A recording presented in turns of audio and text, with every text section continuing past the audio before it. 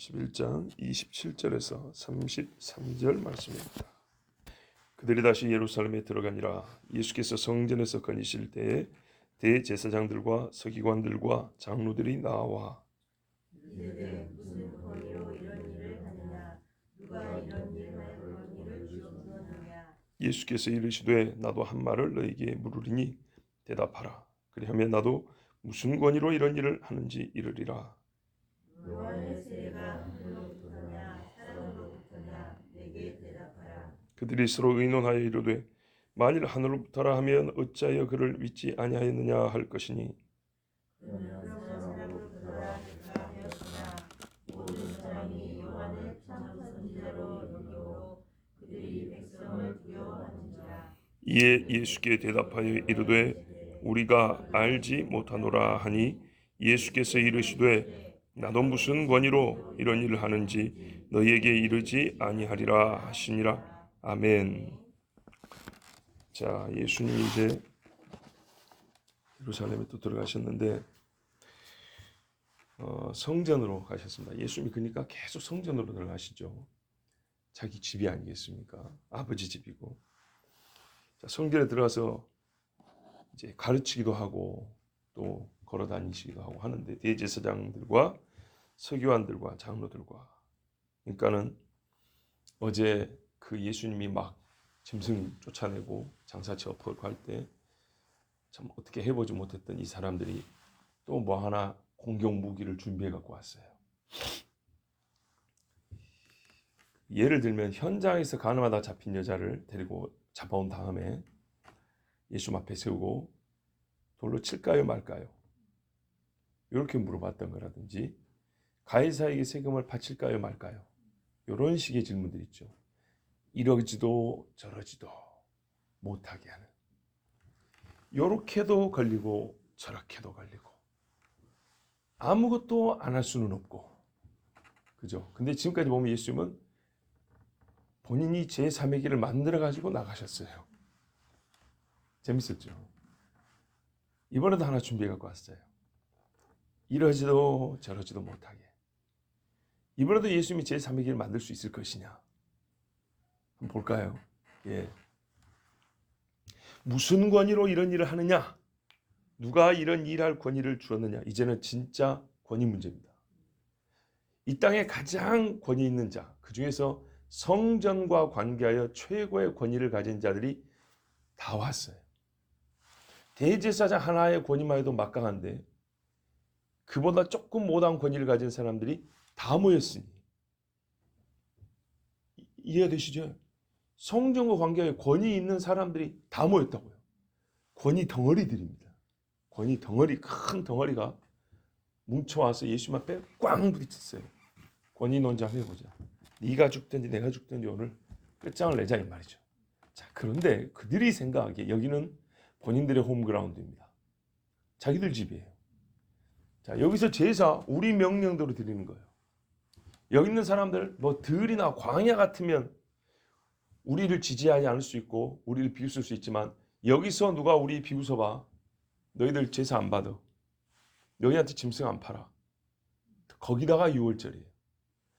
자, 전체적인 이 상황이 대제사장들과 이 서기관들과 이 또 누굽니까 장로들에게 유리한 입장이에요. 사람들이 여기서는 이분들한테 잘 보여야 되는 거죠. 그렇죠? 애매하면 이쪽으로 붙어야지 사는 상황이 그런 배경 조건을 가지고 거기다가 대답하기 너무 곤란한 질문을 갖고 예수 앞에 딱 왔어요. 어제 네가 뒤집어 엎었어. 완전 우리를 깔아뭉개하는 짓을 했어. 물어보자 정말로.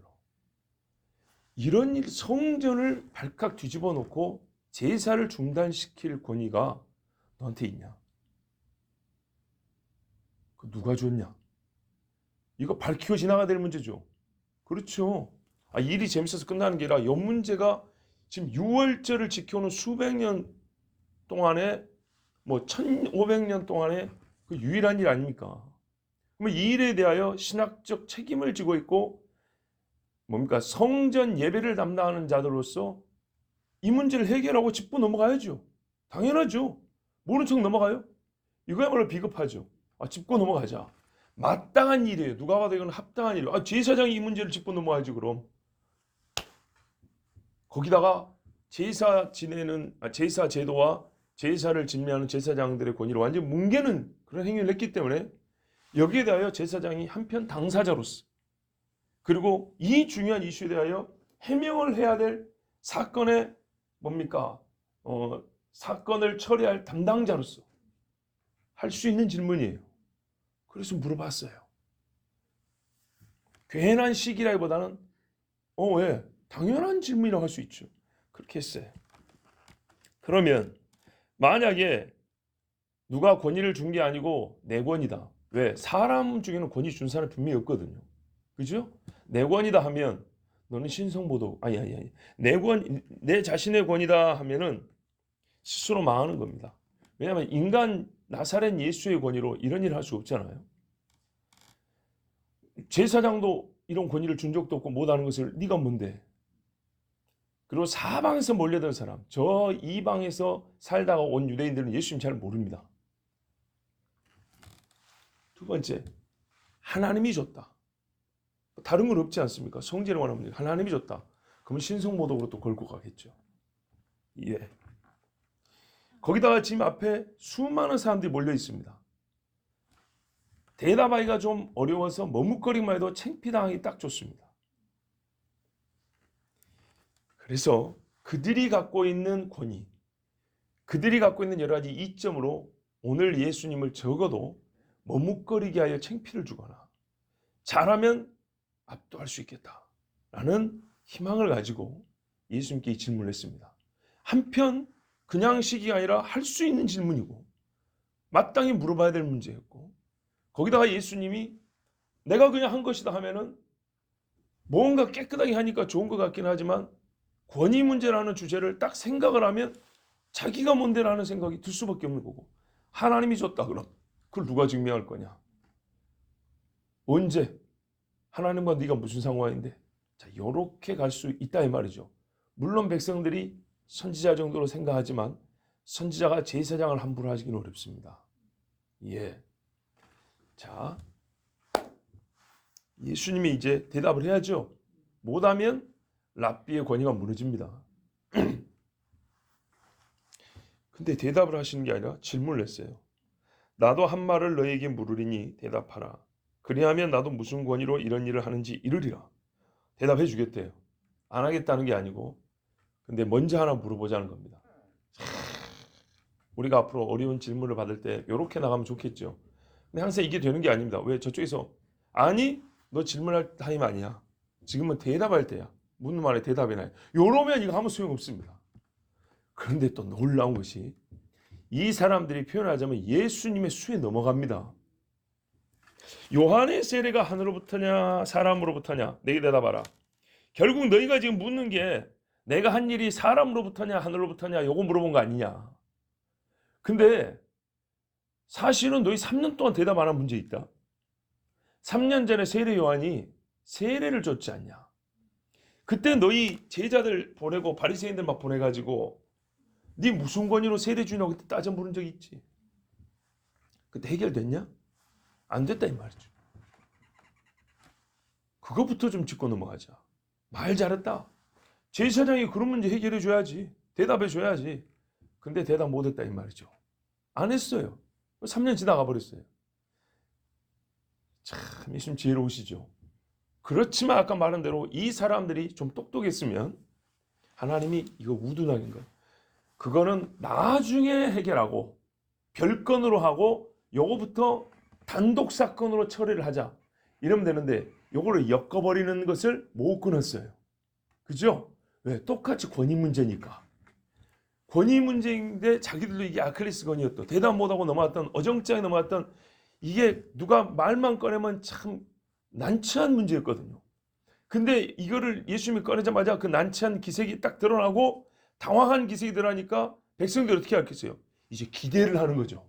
그래 이 문제는 뭐라고 대답을 들어보자. 그러니까 이 주제와 분위기가 예수님의 권위에서 세례 요한의 권위로 자연스럽게 오려가니까 야야 이거 끊고 그거 아니고 그건 나중에 얘기해 이 말을 못하고 사람들은 이렇게 돌아가니까 자연스럽게 자기들이 먼저 대답해야 될 수밖에 없는 그런 분위기로 넘어가 버린 거예요. 상황이 묘하게 재밌죠. 자, 이래서 먼저 질문을 하고 대답을 안 해도 되는데 이런 상황에서는 대답을 안 할 수가 없게 된 거예요. 예, 자기들이 대답을 해야 예수님이 대답을 하게 되는 그렇게 자연스럽게 분위기가 바뀌어가지고 이제 이 인간들이 고민을 하기 시작을 합니다. 자, 이 사람들은 예수님의 질문에 대답할 의무가 사실 없습니다. 엄격히 말하면 지금 꼭 대답해야 될 의무가 없어요. 그런데 사실상의 의무가 있기 때문에 예수가 물으니까 우리는 예수가 묻는 말에 무조건 대답해야 한다. 이런 관계가 아니에요. 이 사람들은. 제자들이 아니잖아요. 그런데 사실상으로는 이 유대 모든 사람들이 보는 앞에서는 이 문제는 오래전부터 제사장들이 대답해야 될 의무가 있는 문제였어요. 그래서 지금 논리적인 사안으로만 이렇게 논리적으로만 생각하면 왜 내가 먼저 대답하는 것이 네 대답을 들을 수 있는 조건이 되지? 이렇게 쏘아붙일 수 있지만 논리의 문제가 아니라 사실상 우리에게 책임이 있는 문제였기 때문에 그게 지금 백성들 앞에 뭡니까? 더 중요한 이슈처럼 또 하나의 이 시간에 반드시 풀고 넘어야 될 주제처럼 인식이 이제 돼버렸기 때문에 대답을 안 할 수가 없게 됐고 순서상 또 먼저 할 수밖에 없게 되는. 야, 이래서 예수님 앞에 감히 입을 열면 안 돼요. 먼저 내가 대답해야 될 게 너무 많은 거예요. 너희 중에 죄 없는 자가 먼저 돌로 쳐라. 이거 대답이 돼야 돌로 치든지 말든지 할 거 아닙니까? 자, 그래서 제사장들과 서기관과 장로들이 고민을 했습니다. 신학적이며 성경적 판단이 필요했던 세례 요한의 세례에 관하여 이 사람들 외에는 답을 줄 사람도 없고 또 답을 줘야 될 책임을 가진 사람도 없기 때문에 오랫동안 미루어왔던 이 문제를 이제 백성들에게 공개적으로 답변해야 될 때가 되었습니다. 제사 집례만이 아니라 말씀을 가르치고 영적 분별력을 제공해 줘야 될 사람들이 본래 이 사람들이 아니겠습니까? 그래서 자기들 나름대로는 예수의 거짓됨을 드러내겠다고 애를 썼던 그런 사람들 아니겠습니까? 자, 그들이 이제 서로 의논을 합니다. 이거 어디서 온 세례냐? 3년 전에 할 것을 이제서 하늘로부터라, 땅으로 사람으로부터라. 야, 이 두 가지를 논했습니다. 제3의 출처가 없다는 건 확실합니다. 제3의 출처가 없다는 것만큼에 대해서는 모두가 일치하는 바입니다. 하늘로부터라 하면 어찌하여 그를 믿지 아니하였느냐 할 것이니. 야, 백성들이 이렇게 물어볼 거랍니다. 이 말은 건 무슨 말이죠? 하늘로부터라는 것은 하나님이 시켰다는 얘기고 하나님의 주신 권위로 세례 요한이 일을 했다는 건데 세례 요한이 뭔 일을 했습니까? 세례를 줬죠. 근데 무슨 세례죠? 회개의 세례였습니다. 회개의 세례이고 회개에 합당한 열매를 맺으라고 그랬습니다. 그러면 세례 요한의 세례를 안 받았다는 것은 하나님의 권위를 인정 안 했다는 얘기고 하나님의 권위 어떤 권위를 인정 안 했냐면 내가 죄인이라고 하나님의 판단하는 걸 인정하지 않았다는 거예요. 나는 스스로 의롭다는 것이고. 그렇죠? 그리고 그 세례를 안 받고 회개에 합당한 열매를 안 맺었기 때문에 지금 하고 있는 이 모든 것들이 죄의 열매라는 것밖에 안 되잖아요. 그러니까 자기들이 하고 있는 모든 것 자기 존재를 부정해야 되기 때문에 하늘로부터는 말을 못해요. 세례를 받았어야 되는데 그리고 회개를 했어야 되는데 그러면 사람으로부터라 할까? 그런데 모든 사람이 요한을 참 선자로 여김으로 그들의 백성을 두려워하는지라 속으로는 야 사람으로부터 해야 되겠다. 그러면서도 여론이 그렇지 않은 거예요. 그죠? 그래서 이 백성들이 세례 받은 사람들이 지금 많죠. 그러면 이 세례 받은 사람들을 부정하는 꼴이 되죠. 이들과 맞서야 되는 거예요. 이게 무서워서 또 사람으로부터라고 말을 못해요. 이 자체가 틀림없는 겁니다. 왜요? 제사장과 서기관과 장로라고 할 것 같으면 분명한 신념과 확신이 있어야 되는 거예요. 그죠? 돌에 맞든 칼에 맞든 그래도 이 많은 사람들 중에 한 사람은 똑바른 입을 가지고 말을 하는 사람이 있어야 되는 거예요. 자기들이 분명 확신이 있었다면 백성들 1000명, 10,000명이 세례 요한이 참 선지자라 할지라도 아니다. 내가 성경을 보니까 아니다. 내가 제사장의 권위를 걸고 말한다. 세례 요한은 가짜다. 이렇게 말할 수 있어야 되는 거예요. 그런데 양심적으로는 이건 사람의 권위라고 말할 수 없는 거예요. 그런다고 하나님의 권위라고 하자니 손해요. 자기 모순이요. 대놓고 사람의 권위라고 또 말을 하자니 이 백성들 앞에서 몰매 맞아 죽게 생겼고, 그러니까 양심 깊은 곳에서는 하나님께 나온 것 같아. 근데 이건 인정하기가 싫고, 그렇죠? 그렇다고 자기 양심을 속이고 사람의 것이라고 하자니 백성이 무섭고. 사실 이렇게 거짓된 사람은 이것도 저것도 할 수가 없습니다. 백성들에게 자기들이 진짜 확신이 있으면 세례 요한이 어째서 거짓 선지자인지를 분명하게 설득하고 가르치면 될 거 아닙니까? 그런데 가르칠 말이 없어요. 그래서 백성이 눈치만 보게 있었습니다. 아무 말도 할 수 없게 됐습니다. 아무 말도 할 수 없다. 자기 살 길을 찾고 보니 입을 다물 수밖에 없게 됐습니다. 이게 예수님한테 질문할 때 노렸던 거 아닙니까? 아무 말도 못하면 창피라도 당한다고. 그대로 당하는 겁니다. 그대로. 지금까지도 그랬어요. 그래서 뭐라고 대답합니까? 우리가 알지 못하노라. 이게 답입니까? 아까도 말씀드렸지만 지금 예수님 앞에 성전을 이렇게 난장판으로 만들고 그들 입장에서 이것을 우리가 사건을 해명해야 되고 네한테 책임을 물어야 될 권위가 우리에게 있다. 그래서 우리는 마땅히 직무를 행사하려고 너에게 묻는 것이다. 그러면 그들에게 또한 마땅한 직무가 바로 세례 요한에 대해서 신학적 설명을 해줘야 되는 거예요. 맞죠?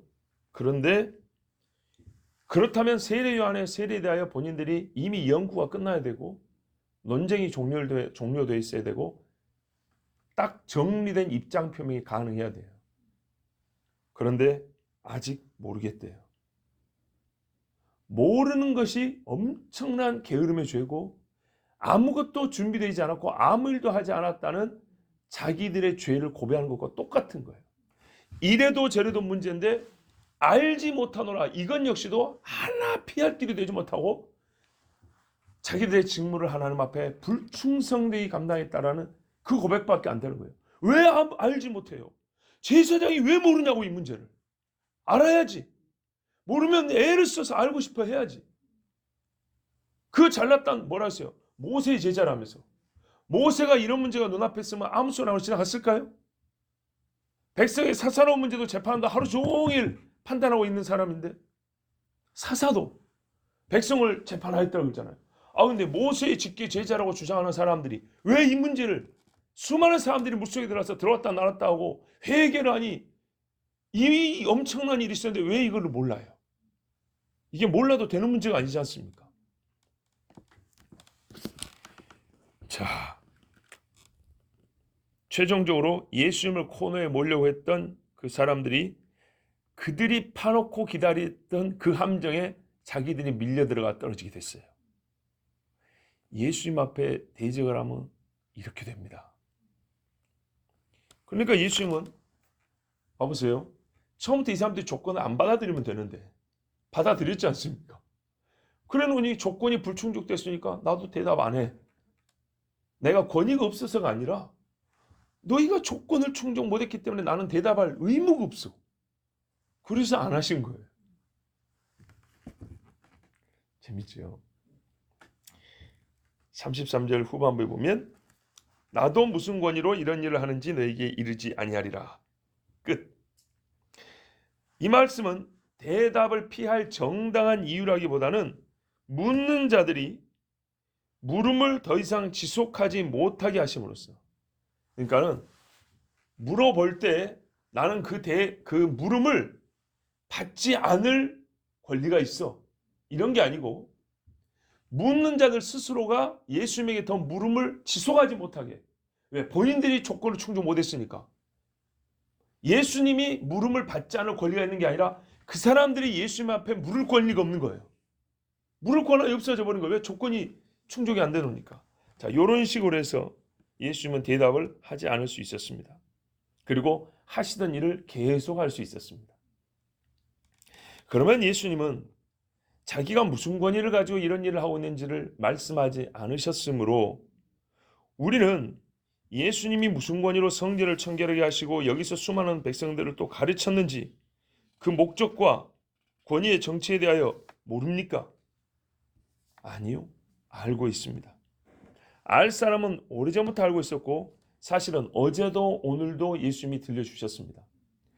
다른 복음서에도 보면 성전 정결 사건은 다 나와 있지요. 그때 예수님이 이런 말씀했어요.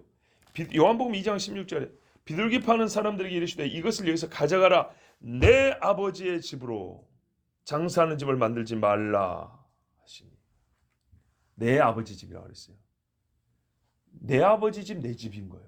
그래서 내가 내 집 청소한다 이 말이죠. 이미 이렇게 말씀했어요. 또 오늘도 마태복음에 보면 이 논쟁 끄트머리에 예수님이 교훈을 이어가십니다. 왜 이제 하던 거 계속해도 되잖아요. 예.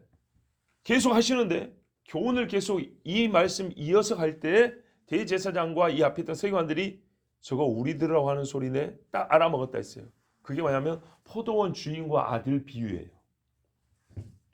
포도원 주인이 길을 떠나면서 그 농부들에게 포도를 맡기고 왔는데 이제는 소출이 나올 때쯤 됐다. 보세요. 열매 이야기죠. 그때 무화과 나머지.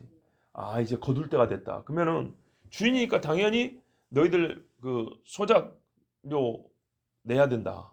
그렇죠? 내 몫이 있고 너희가 가져갈 몫이 있고 내 몫을 달라고 주인이 또 다른 종을 보냈는데 두드려 패고 죽이고 막 있지 않습니까?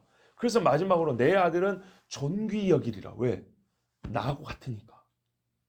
나를 존귀히 여긴다면 내 아들도 존귀히 여기리라 하고 진짜 위험천만한데도 아들을 보냈더니 저 상속자만 없으면 우리 거다 다 이거. 그래서 아들을 죽였다 그랬어요. 그때 그 주인이 어떻게 하겠냐. 노하에 와서 그것들을 다 쓸어버리고 이 포도원은 다른 자에게 주지 아니하겠냐. 요 비유를 요 사건 바로 예수 말씀합니다.